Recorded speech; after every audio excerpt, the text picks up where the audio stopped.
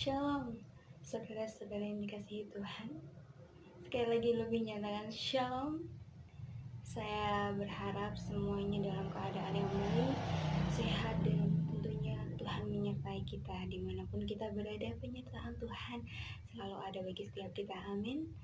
Ya, puji nama Tuhan karena kasih anugerah Tuhan kita masih diberi kesempatan untuk kita belajar bersama-sama kebenaran firman Tuhan, untuk kita bisa merenungkan firman Tuhan. Itu semua karena kasih dan anugerah Tuhan, amin. Pada hari ini saudara, saya akan menyampaikan kebenaran firman Tuhan yang tentunya ini sangat memberkati setiap kita. Apa yang kita pelajari pada hari ini tentunya akan sangat berguna untuk bekal kehidupan kita. Bagaimana Tuhan menjamah setiap kita melewati firman-Nya. Haleluya. Sebelumnya mari kita bersatu dalam doa untuk kita akan memulai kebenaran firman Tuhan ini. Mari kita berdoa. Kami mengucap syukur Tuhan untuk kasih setiamu bagi setiap kami. Sungguh Engkau Allah yang hidup, Engkau Allah yang perkasa Bapa. Terima kasih Tuhan Yesus, jikalau sampai hari ini Tuhan kami masih diberi kesempatan untuk kami belajar bersama-sama. Itu semuanya karena kasih dan anugerah Tuhan semata atas hidup kami. Engkau Allah Tuhan yang sangat mengasihi setiap kami. Terima kasih Tuhan Yesus, sebentar lagi kami akan mendengarkan kebenaran firman-Mu. Engkau berkati hamba-Mu yang akan menyampaikan kebenaran firman-Mu. Berkati lidah bibir hamba-Mu ini Tuhan. Biarlah apapun yang keluar dari lidah bibir hamba-Mu ini semata-mata hanya karena Tuhan sendiri yang berbicara terhadap setiap kami. Kami serahkan Tuhan kebenaran firman-Mu. Hanya dalam nama Tuhan Yesus kami mengucap syukur dan kami berdoa. Haleluya. Amin. Puji nama Tuhan saudara, sungguh anugerah Tuhan nyata atas setiap hidup kita. Ya, hari ini kita akan belajar di dalam Roma, suatu kitab di mana kitab ini ditulis oleh Paulus dan ini menjadi kitab terpanjang di penulisan Paulus. Di mana Paulus ini menulis, ini adalah kitab yang terpanjang. Kita akan belajar bersama-sama dan firman Tuhan pada hari ini saya beri judul adalah esensi kekristenan. Nah, ini sangat menarik sekali untuk kita ulas, bagaimana kita belajar bersama-sama tentang esensi kekristenan, dasar kekristenan seperti ini. Nah, kenapa kita sampai belajar dasar kekristenan? Kita sudah banyak sekali saudara bagaimana kekristenan saat ini, akhir-akhir ini sudah sangat memprihatinkan, sudah sangat menurun. Bagaimana kualitas dari kekristenan ini sudah hampir memudar. Karena itu kita mau belajar bersama-sama tentang esensi kekristenan. Dan karena itu setelah kita belajar ini, kita akan membangun lebih lagi kerohanian kita. Roh kita akan kita nyalakan kembali sehingga kekristenan, esensi kekristenan ini tidak akan berubah dari setiap kita. Nah, kenapa saya mengambil judul esensi kekristenan? Karena tidak sedikit terdengar bahwa di dalam gereja masih terjadi tindakan saling menghakimi, tindakan untuk menjatuhkan, menuntut, di mana akhirnya satu sama lain ini tidak lagi mengasihi, tidak lagi membangun, tidak lagi memberikan kesan yang terbaik, tetapi menjadi sesuatu hal yang ini malah menjadi batu sandungan, malah menjadi sesuatu yang buruk yang dipandang orang lain. Nah, ini saudara yang akan kita pelajari bagaimana saat-saat ini gereja Kristenan sendiri sudah berubah dari apa yang menjadi jalannya, dari apa yang menjadi tujuannya, saudara. Nah, kita belajar seperti ini bukan hanya semata-mata firman Tuhan, bukan hanya semata-mata di Alkitab seperti ini jadi kita belajar seperti ini, tidak saudara. Tetapi kita mau menghidupi firman ini, kita mau bertindak sesuai dengan apa yang firman Tuhan katakan, sesuai dengan apa yang sudah Yesus berikan. Contohkan bagi setiap kita, kita mau meneladani Tuhan Yesus sebagai Tuhan dan Juru Selamat yang kita percayai sampai saat ini. Amin. Nah, belajar tentang Roma, sebelum kita mengulas di sampai ayat yang akan saya bagikan, kita akan belajar bersama-sama 3 alasan utama mengapa Paulus mengirim surat kepada orang Roma. Tentu pasti ada tujuannya, pasti ada sesuatu yang ingin Paulus katakan kepada jemaat yang ada di Roma. Ada suatu pesan yang pasti ingin Paulus sampaikan kepada jemaat di Roma. Nah, kita akan belajar bersama-sama bagaimana alasan utama mengapa Paulus mengirimkan surat kepada orang Roma. Ya, yang pertama adalah untuk bersiap bagi kedatangan masa depannya di Roma. Jadi, penulisan Paulus untuk jemaat di Roma ini pada saat itu dia tidak bisa pergi ke Roma karena sesuatu hal. Akhirnya dia menuliskan surat Roma ini supaya untuk bersiap bagi kedatangan masa depannya di Roma. Jadi pada saat nanti Paulus sudah datang di Roma, jemaat Roma ini sudah bersiap-siap. Oh, Paulus kemarin-kemarin sudah ngasih surat seperti ini. Nah, ini yang diinginkan Paulus. Yang kedua, saudara, yaitu untuk mengklarifikasi dan membela ajaran-ajarannya. Nah, nanti kita akan belajar bersama-sama sebenarnya ajaran-ajaran yang sudah diajarkan oleh Paulus ini menjadi menyimpang. Jemaat Roma menjadi tidak melakukan lagi apa yang sudah diajarkan oleh Paulus. Jadi karena itu Paulus ingin mengklarifikasi dan membela ajaran-ajarannya. Yang ketiga adalah untuk meningkatkan persatuan di antara anggota gereja orang Yahudi dan orang bukan Yahudi. Bagaimana sebenarnya di Roma ini terjadi suatu perbedaan yang menjadi masalah yang ada di Roma. Jadi di Roma ini bukan hanya orang Yahudi saja, tetapi di sana ada orang Yahudi, Yunani, dan ada suku yang lainnya juga. Nah, perbedaan antara satu dengan yang lainnya ini yang akhirnya menjadi perpecahan. Nah, ini yang diinginkan Paulus supaya tidak tambah lagi perbedaan ini, tidak tambah lagi perselisihan ini, sehingga Paulus ini menuliskan surat Roma kepada jemaat Roma untuk meningkatkan persatuan di antara anggota gereja orang Yahudi dan bukan orang Yahudi. Nah, ini saudara-saudara yang akan kita pelajari bagaimana Paulus ini memiliki tujuan untuk penulisannya di jemaat Roma. Nah, kita akan belajar bersama-sama, saudara.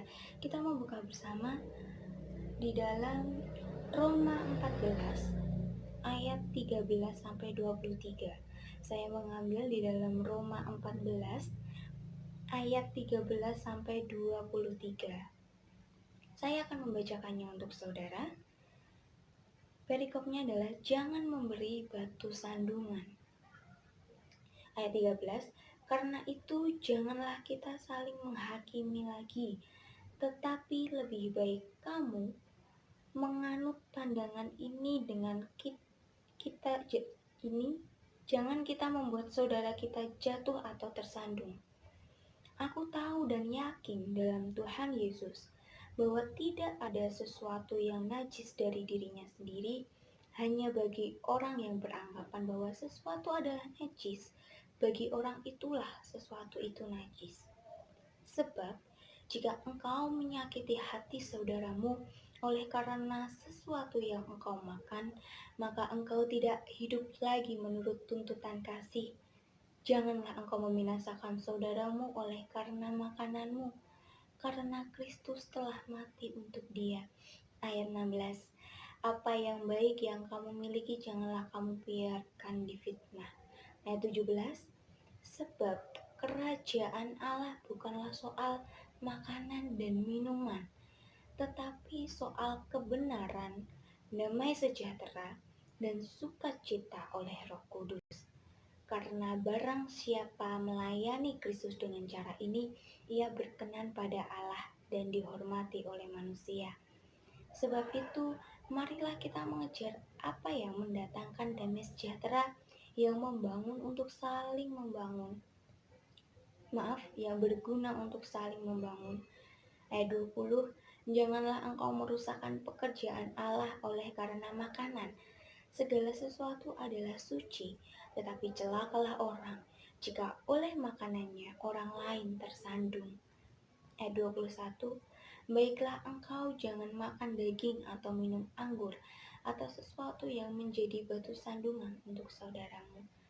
Berpeganglah pada keyakinan yang engkau miliki itu bagi dirimu sendiri di hadapan Allah. Berbahagialah dia yang tidak menghukum dirinya sendiri dalam apa yang dianggapnya baik untuk dilakukan.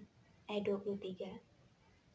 Tetapi barang siapa yang bimbang, kalau ia makan, ia telah dihukum, karena ia telah melakukannya berdasarkan iman. Dan segala sesuatu yang tidak berdasarkan iman adalah dosa. Nah, ini yang akan kita pelajari bersama-sama saudara, di mana perikop ini jangan memberi batu sandungan. Ini adalah suatu ajakan bagi setiap kita untuk kita tidak menjadi batu sandungan. Nah, di sini ada 2 poin yang akan saya bahas saudara. Yang pertama adalah menghakimi, yang kedua adalah kebenaran, damai sejahtera, sukacita oleh Roh Kudus. Nah, apa maksud dari 2 hal ini yang akan kita pelajari? Apa saja sih nanti manfaatnya dan untuk implementasi dalam kehidupan setiap kita? Ya, kita mulai dari ayat yang ke-13, saudara.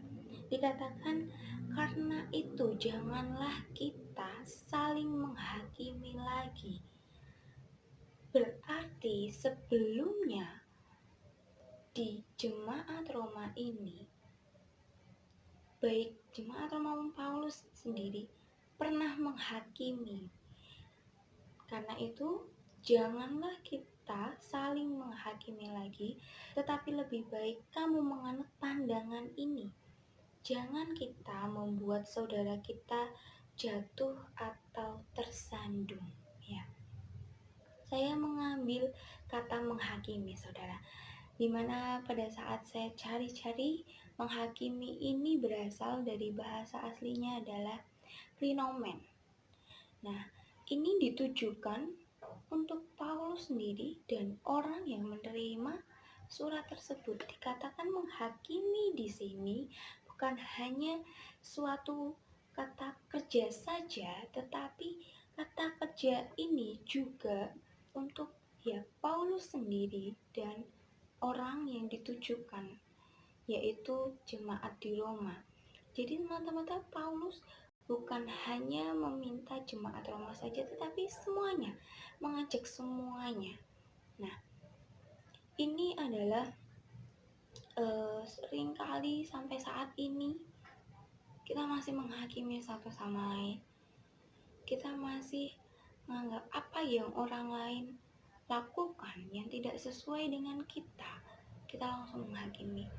Pada saat itu saudara, di Roma ada suatu perbedaan yang tadi sudah saya sebutkan, bagaimana Yahudi, Yunani, dan suku yang lainnya. Ada suatu perbedaan. Nah, perbedaan inilah yang akhirnya menjadi penghakiman satu dengan yang lainnya saudara. Ada suatu perselisihan, ya. Jemaat di Roma, orang Yahudi, ini memiliki suatu tradisi, ya, yang dikatakan tadi di dalam ayat 17, sebab kerajaan Allah bukanlah soal makanan dan minuman, tetapi soal kebenaran, damai sejahtera, dan sukacita oleh Roh Kudus. Nah, permasalahannya yang terjadi adalah tentang makanan dan minuman. Karena makanan dan minuman ini akhirnya menjadi perselisihan saudara. ya. Orang Yahudi ini memiliki tradisi sendiri tentang makanan dan minuman. Nah, tetapi orang Yunani dan suku yang lainnya juga mempunyai tradisi tentang makanan dan minuman. Tetapi tradisi ini bertolak belakang dengan orang Yahudi percayai seperti itu. Nah, ini seperti seakan-akan, wah ini nggak sesuai dengan pendapat saya, ini nggak sesuai dengan apa yang saya percayai. Ini menghakimi saudara satu sama lain. Yang Yahudi menghakimi yang Yunani dan suku yang lainnya, begitu pun sebaliknya. Nah, ini yang menjadi permasalahan sampai akhirnya Paulus ini membukakan saudara, menuliskan surat Roma ini kepada jemaat Roma. Untuk krinomen sendiri juga berarti adalah terpisah, membedakan, dan mempertimbangkan. Jadi ini ada suatu perbedaan seperti itu ya. Lalu kita masuk di ayat 17, yaitu sebab kerajaan Allah bukanlah soal makanan dan minuman, tetapi soal kebenaran, damai sejahtera, dan sukacita oleh Roh Kudus. Nah, di sini saudara yang saya ambil adalah kebenaran, damai sejahtera, sukacita oleh Roh Kudus. Kebenaran sendiri di dalam bahasa aslinya dikatakan ini berarti juga adil, kejujuran, keadilan seperti itu. Nah, untuk damai sejahteranya sendiri adalah ketenangan. Dalam arti Ibrani, kesejahteraan. Biasanya dalam konteks hubungan seseorang dengan Tuhan. Jadi, damai sejahtera di sini ini lebih bagaimana sih hubungan kita dengan Tuhan? Bagaimana relationship kita kepada Tuhan, hubungan pribadi kita saat hidup kita kepada Tuhan. Ini yang berarti damai sejahtera. Sering kita melakukan hubungan yang intim dengan Tuhan, sering kita merasakan damai sejahtera dalam hati kita. Amin. Selanjutnya adalah sukacita. Sukacita oleh Roh Kudus. Nah, sukacita oleh Roh Kudus ini jadi semuanya saudara, kebenaran tadi. Kebenaran yang seperti apa? Seperti itu. Nah, kebenaran yang dimaksudkan di sini adalah Tuhan Yesus sendiri. Kita mari buka bersama-sama di dalam Roma 3 ayat 22. Ya, saya ajak saudara semuanya untuk membuka di dalam Roma 3 ayat 22. Yaitu kebenaran Allah karena iman dalam Yesus Kristus bagi semua orang yang percaya, sebab tidak ada perbedaan. Sekali lagi saya bacakan, yaitu kebenaran Allah karena iman dalam Yesus Kristus bagi semua orang yang percaya, sebab tidak ada perbedaan. Jadi kebenaran di sini adalah Tuhan Yesus sendiri.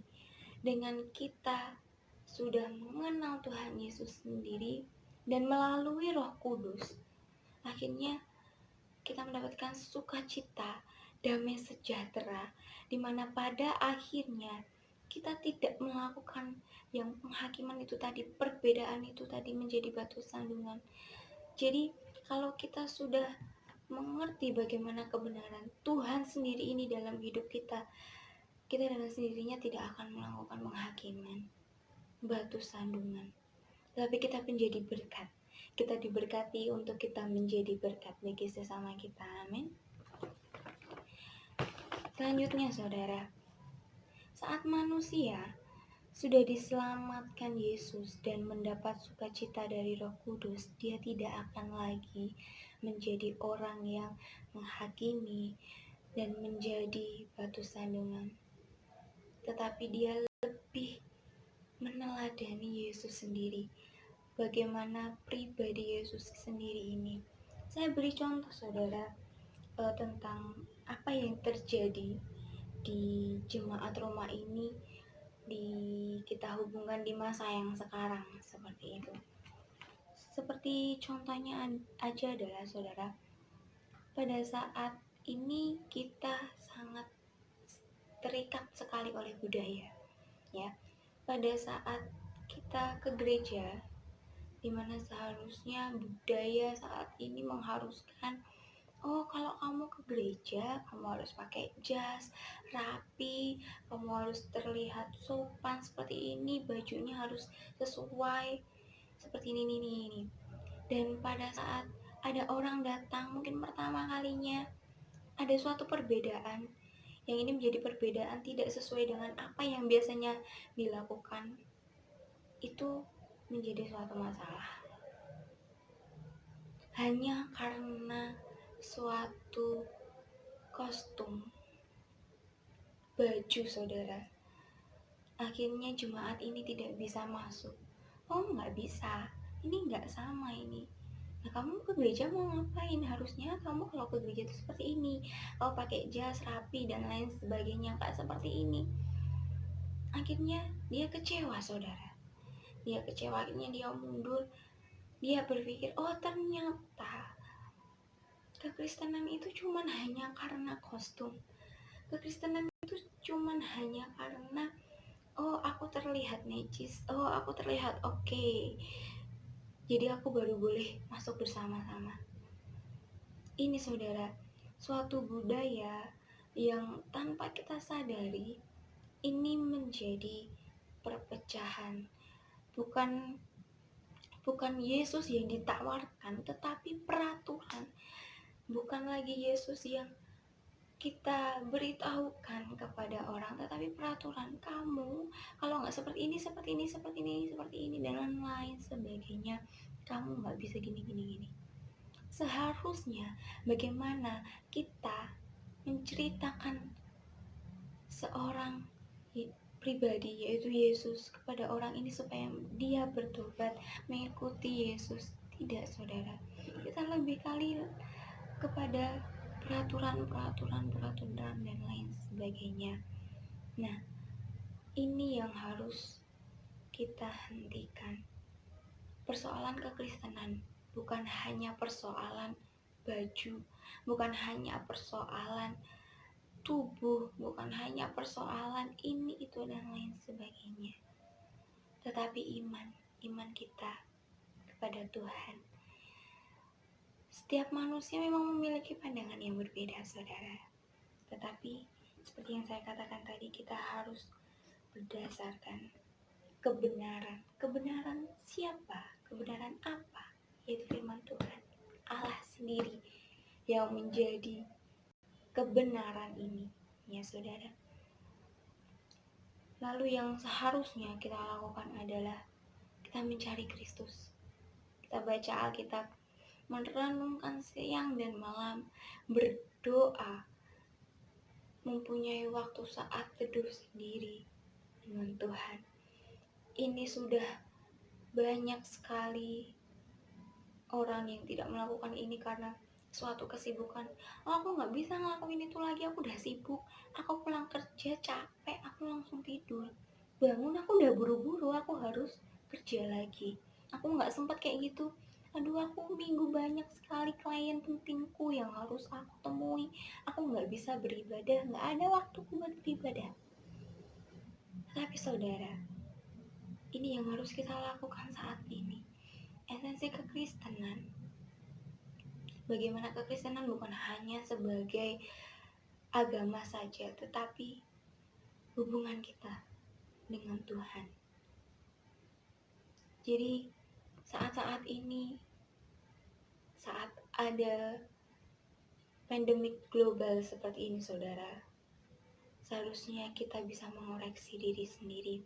Kita bisa belajar dari sesuatu hal yang sudah terjadi. Kita belajar dari rumah, bekerja dari rumah, bahkan beribadah juga dari rumah. Ini kesempatan bagi setiap kita saudara, untuk kita bisa beribadah bersama-sama dengan keluarga. Jadi saudara, saya tidak panjang lebarkan. Jadi bagaimana pada saat itu jemaat di rumah ada perbedaan hanya karena makanan dan minuman, mereka sampai berselisih. Padahal kerajaan Allah bukan hanya soal makanan dan minuman, tetapi dikatakan kebenaran, damai sejahtera, dan sukacita oleh Roh Kudus. Di saat kita bisa menerima kebenaran ini, Tuhan sendiri, kita pasti tidak akan menghakimi lagi. Kita tidak akan menjadi batu sandungan. Karena itu saudara saya ajak, baiklah kita bisa menjadi berkat bagi sesama kita.